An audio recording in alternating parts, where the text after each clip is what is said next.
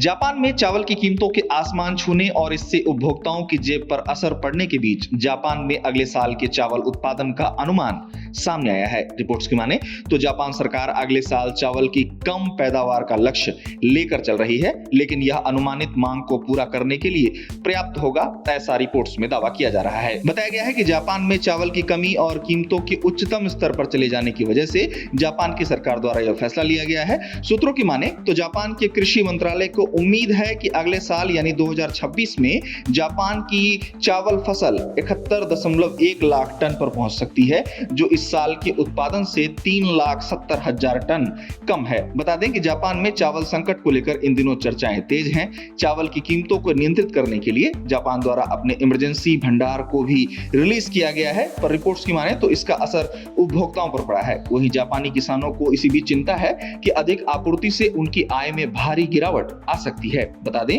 कि जापान में चावल की बढ़ी हुई कीमतें इन दिनों सुर्खियों का केंद्र बनी हुई हैं। चावल जापान का मुख्य आहार है और ऐसे में चावल की कीमतों में बढ़ोतरी जापान की जनता का बजट भी बिगाड़ने का काम कर रही है। हालांकि जापान द्वारा अपने भंडारित चावल को मार्केट में उतारने से चावल की कीमतों में थोड़ी बहुत कमी जरूर आई है, लेकिन इससे जनता को उस तरह का लाभ नहीं मिला है जैसा कि वे उम्मीद कर रहे थे। आपको इसी बीच बता दें कि जापान में साल 2025 की पहली धान की चावल बाजार में बिक्री के लिए अब उपलब्ध हो गई है। जापान के चावल संकट की बात की जाए तो जापान का चावल संकट उस समय और अधिक सुर्खियों में आ गया था जब तत्कालीन जापानी कृषि मंत्री ताकू एतो को चावल पर दिए अपने एक बयान के कारण अपने पद से इस्तीफा देना पड़ा था। दरअसल ताकू एतो ने एक कार्यक्रम के दौरान कहा था कि वे चावल नहीं खरीदते हैं क्योंकि उन्हें समर्थकों द्वारा चावल उपहार में मिलते हैं। हालांकि जापान में चावल की कीमतों की बात अगर की जाए तो इसमें धीरे धीरे नरमी का दौर जरूर देखा जा रहा है। अनुमान लगाया जा रहा है कि सरकारी प्रयासों और घरेलू उत्पादन